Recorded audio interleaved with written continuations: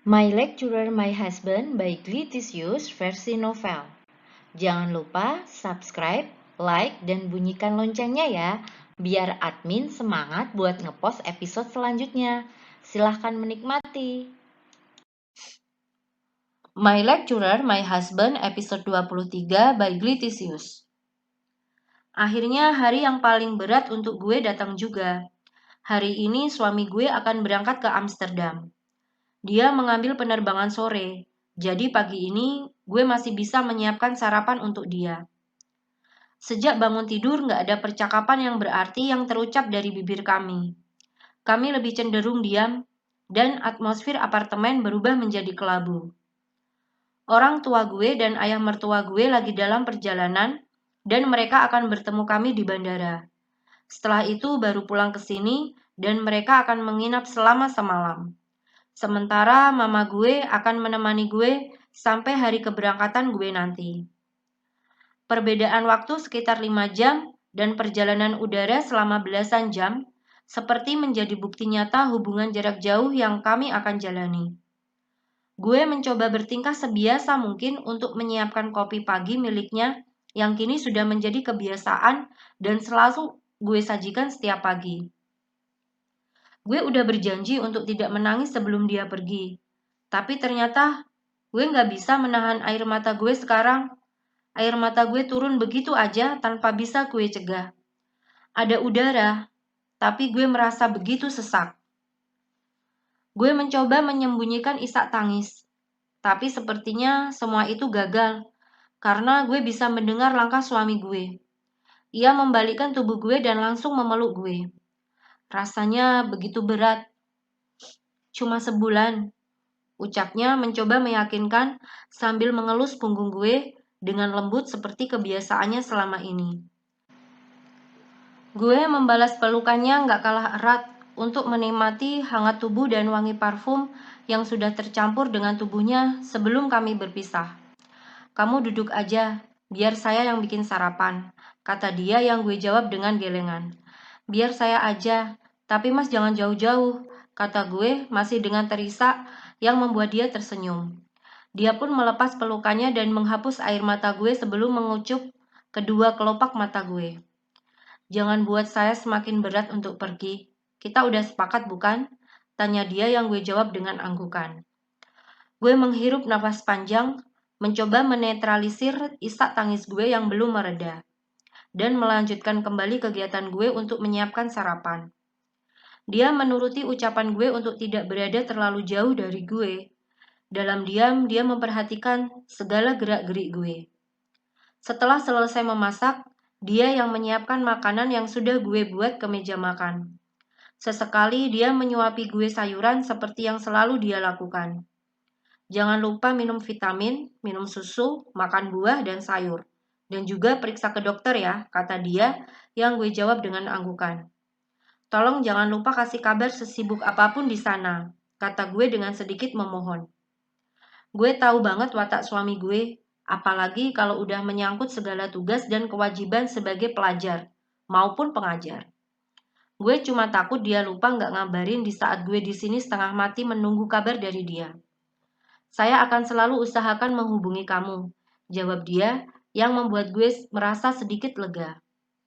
Setelahnya, kami hanya menghabiskan waktu untuk menonton televisi sambil makan es krim berdua seperti biasa. Gak banyak percakapan yang terjadi, yang jelas kami sedang menikmati keberadaan satu sama lain saat ini. Waktu adalah sesuatu yang aneh.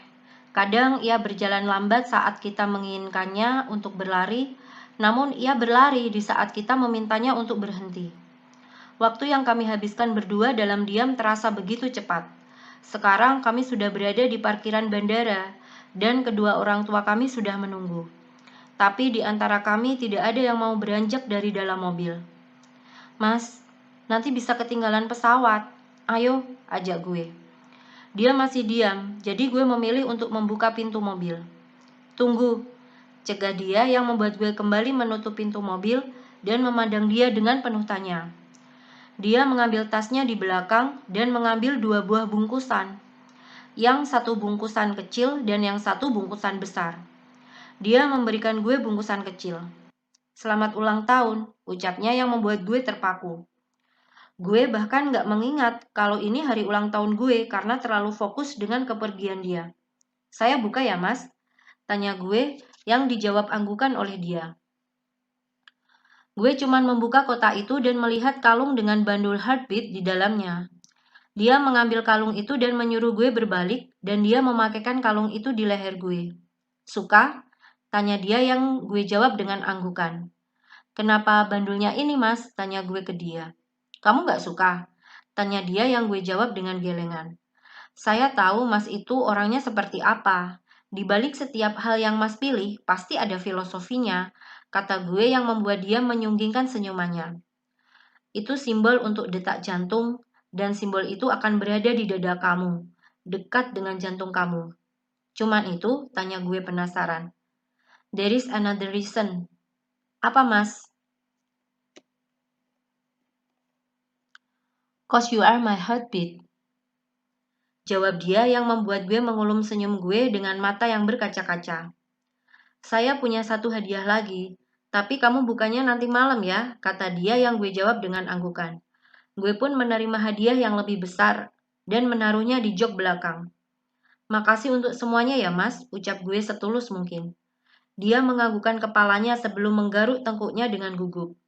"Ada lagi?" tanya gue pada akhirnya. "Goodbye kiss?" tanya dia yang membuat gue mengulum senyum. Gue melingkarkan tangan gue ke lehernya, sementara dia menekan tengkuk gue. Kami berpagutan cukup lama, sampai panggilan dari orang tua kami menginterupsi.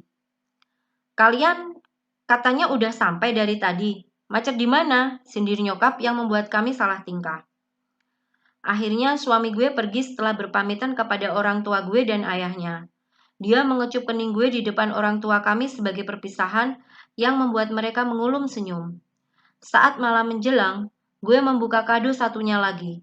Dan saat gue buka, ternyata isinya adalah sebuah lampu tidur berbentuk toples dengan sepasang boneka di dalamnya, di mana boneka laki-laki itu mencium kening boneka perempuan. Gue tersenyum melihat pajangan yang sangat lucu itu. Di dalam bungkusannya ternyata ada surat dengan tulisan tangan khas milik suami gue yang sama persis dengan yang ada di buku hitam legendarisnya. "Benda ini yang akan menemani kamu tidur mulai malam ini sampai nanti kita ketemu lagi. Sleep well, my queen." Dan air mata gue kembali menetes. Gue bahkan belum 24 jam ditinggal, tapi rasanya udah lama banget. Mau ngapa-ngapain jadi males dan gak mood.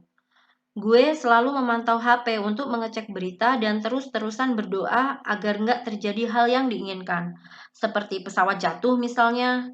Mikirin itu membuat gue bergidik ngeri. Mama kebetulan lagi keluar sebentar untuk ketemu sama temennya. Gue sempat diajak, tapi milih untuk menunggu kabar suami gue di rumah aja.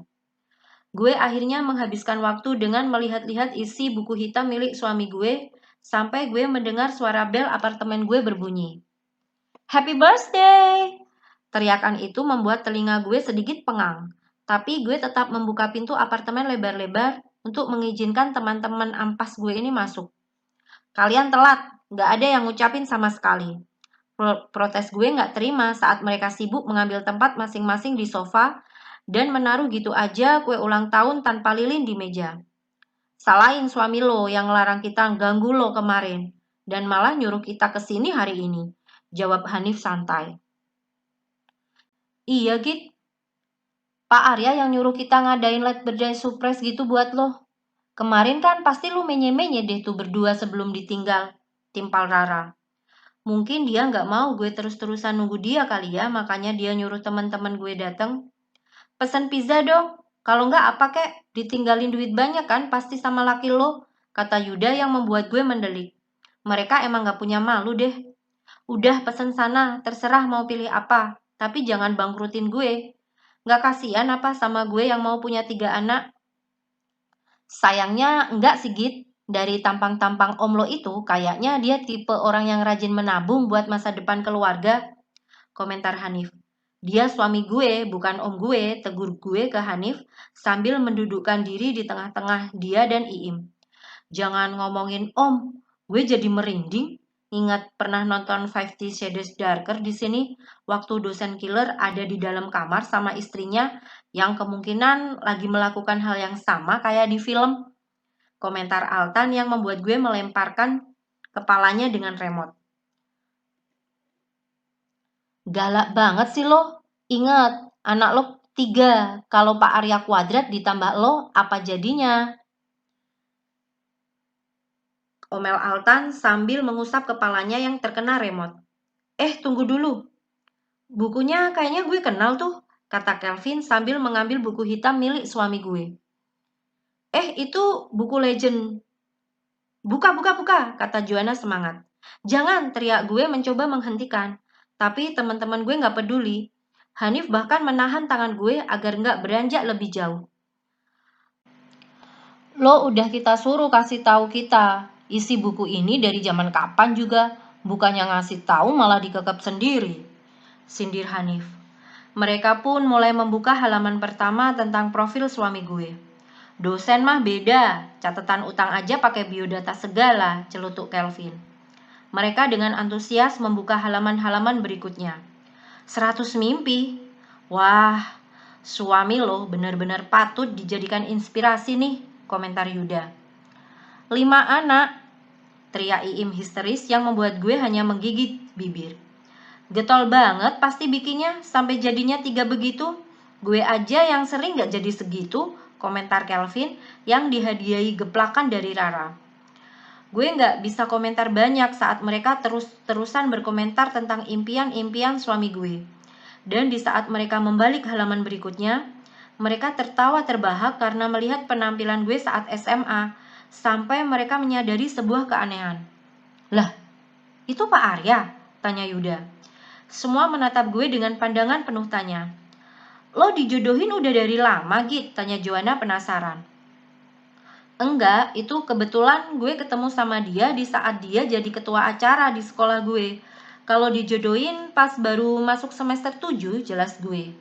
Kelvin yang penasaran pun membuka halaman berikutnya dan menemukan foto gue dengan tulisan Finally I found you di bawahnya.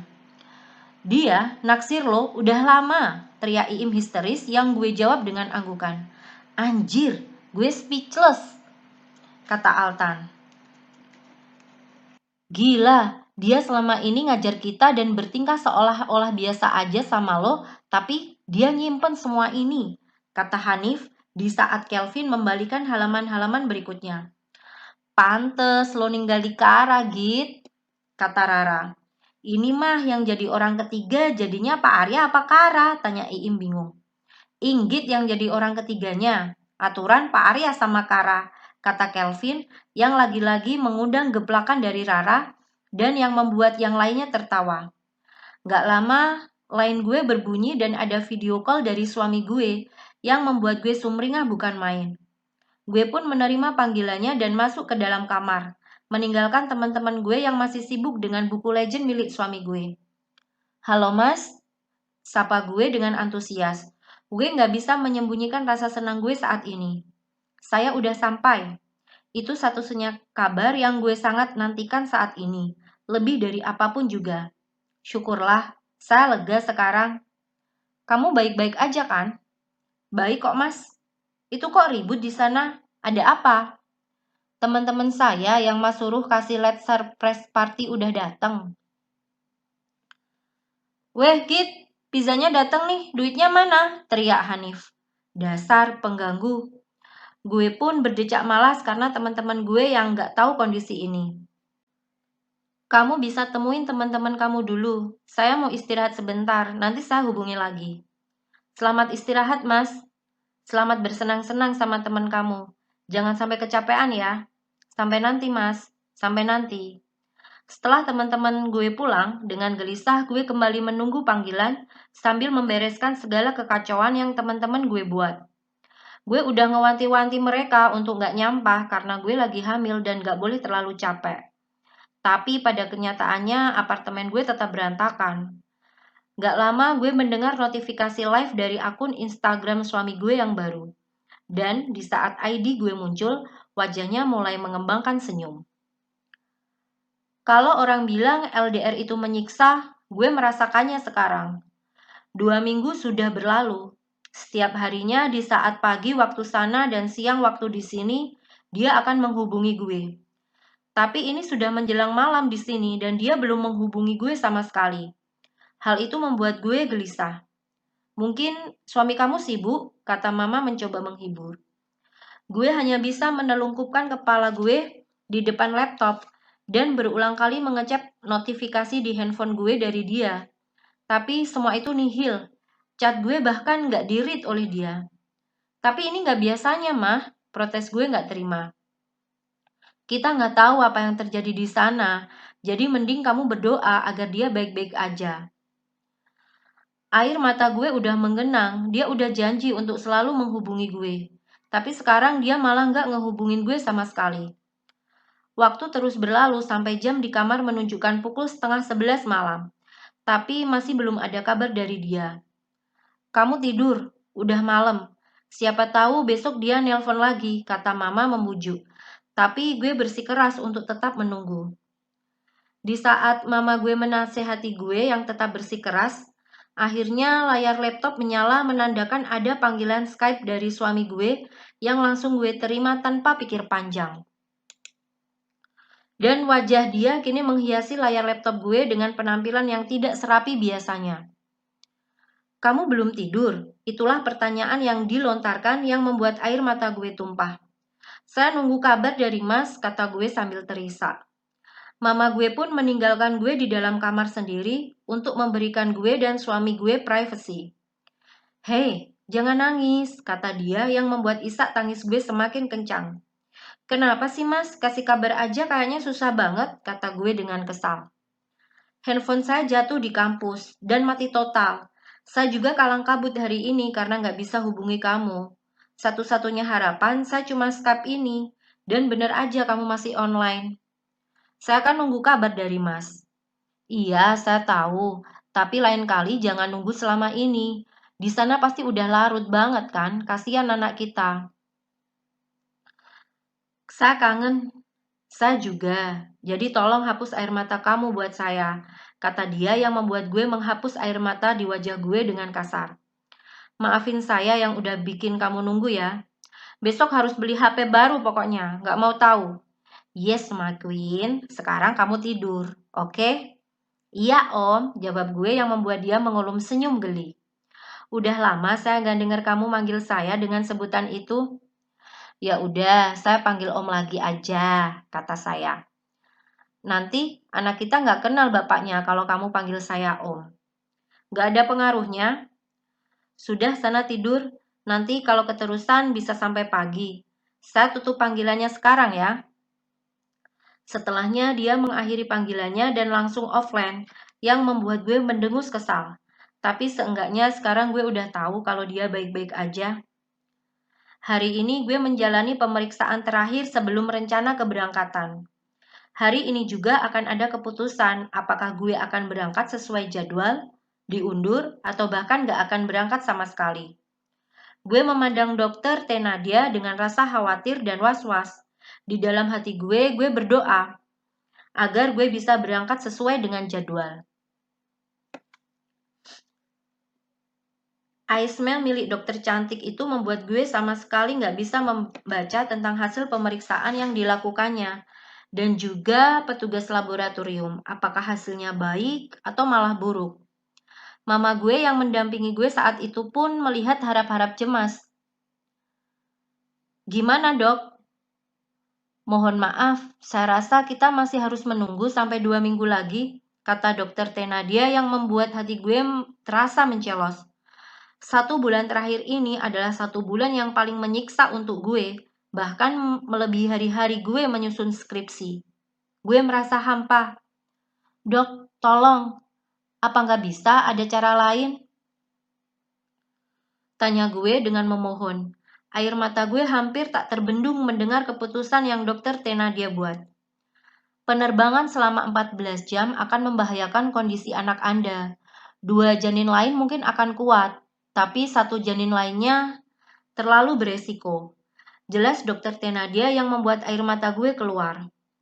Gue ingin ketemu dengan suami gue melebihi apapun saat ini. Tapi gue nggak bisa egois dengan membahayakan kondisi salah satu anak gue. Suara panggilan dari HP membuat gue mengalihkan perhatian dari Dokter Tenadia dan nama suami gue terpampang di dalam layar. Saya sudah mengirim email ke suami Anda untuk menjelaskan kondisi Anda saat ini, ujar Dokter Tenadia. Setelah menghapus air mata gue dengan kasar, gue memilih untuk keluar ruangan Dokter Tenadia dan mengangkat panggilan suami gue. Halo mas, jangan memaksakan diri untuk berangkat kalau kamu tahu itu beresiko untuk kamu ataupun anak-anak kita. Saya nggak ingin kalian kenapa-napa. Tapi mas, untuk kali ini saya mohon, jangan bantah omongan saya. Gue sebetulnya kecewa dengan hasil pemeriksaan. Tetapi apa boleh buat jika keselamatan anak gue yang dipertaruhkan. Gue juga nggak ingin mengambil resiko berlebih. Long distance relationship is killing me slowly. Git, mau sampai kapan gak ngejawab panggilan suami kamu? Tegur mama gue saat gue menghabiskan makanan gue. Sudah 2 hari ini gue mengabaikan panggilan dari suami gue sejak keputusan yang dokter Renadia buat. Gue merasa kecewa dengan diri gue, karena gue yakin dia pun menginginkan gue untuk cepat pergi menyusulnya. Gue sudah menuruti segala hal yang dokter Tenadia bilang, tetapi pada akhirnya gue tetap harus menunggu lebih lama. Sebenarnya nggak ada gunanya juga kamu ngediemin suami kamu gini. Yang ada dia semakin khawatir di sana sama kamu, kata mama gue mencoba menasehati. Mama gue selama 2 hari ini mencoba diam dan mengerti kalau gue masih sedih akan keputusan dokter Tenadia. Sehingga ia memilih untuk tidak berkomentar. Namun hari ini ia sudah mulai memberikan gue pencerahan. Bersedih boleh, tapi jangan lama-lama juga. Kondisi kamu itu berpengaruh buat anak-anak kamu juga. Kalau nanti malah semakin diundur, bahkan malah keburu kamu melahirkan di sini gimana? Emang suami kamu bisa pulang? Tanya mama gue yang membuat gue cukup merasa tertampar. Dan di saat ada panggilan dari suami gue pun langsung mengangkat panggilan itu. Akhirnya kamu angkat juga, kata dia yang membuat gue segera pergi ke balkon agar mama gue nggak mendengar pembicaraan gue. Maaf mas, kata gue dengan nada penyesalan yang cukup kentara. Dokter Tenadia bilang apa lagi kemarin? Tanya dia tanpa menggubris permintaan maaf gue barusan. Saya disuruh melanjutkan terapinya. Nggak ada lagi? Cuma itu, jawab gue. Setelahnya cuma ada keheningan. Gue yakin dia lagi bingung untuk memulai kembali percakapan. Mas, saya kangen. Saya juga. Tahan sebentar lagi, oke? Jangan terlalu stres yang bikin kondisi kamu menurun. Coba pintu Doraemon beneran ada ya? Gue bisa mendengar dia mendengus geli di sana yang membuat gue mengulum senyum. Gue bahkan bisa membayangkan lengkungan senyumannya dengan jelas saat ini. Tontonan kamu udah ganti sekarang, bukan drama lagi, tanya dia heran. Iya mas, abisnya suka ngiri sama pemainnya yang mesra-mesraan. Saya kan jomblo. Jomblo? Tanya dia dengan penuh penekanan yang membuat gue tahu kalau gue udah salah ucap. LDR maksudnya. Lagian gak ada yang percaya juga kalau saya jomblo, apalagi dengan 3 anak di perut begini. Gak tahu kalau mas di sana yang bisa ngaku-ngaku masih single, kata gue dengan penuh sindiran di akhir kalimat. Cincin pernikahan kita saya pakai terus, lagian status saya bapak 3 anak kata kamu. Masih inget toh?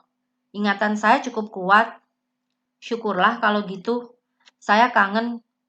Kamu udah bilang tadi. Nggak boleh emang kalau bilang lagi, tanya gue dengan merajuk. Boleh kok, asal kamu senang. Timpal dia. Saya harus kuliah. Dosennya galak nggak mas? Kamu ngeledek saya. Tanya dia yang membuat gue kicep. Dia kayaknya terlalu sensitif dengan kata dosen galak, padahal gue murni bermaksud bertanya tanpa niatan ataupun meledek sedikit pun. Selamat kuliah ya ayah, kata gue pada akhirnya dan langsung menutup panggilannya dengan perasaan yang lebih baik. Line. Ada suara notifikasi membuat gue segera membuka notifikasi pesan dari suami gue.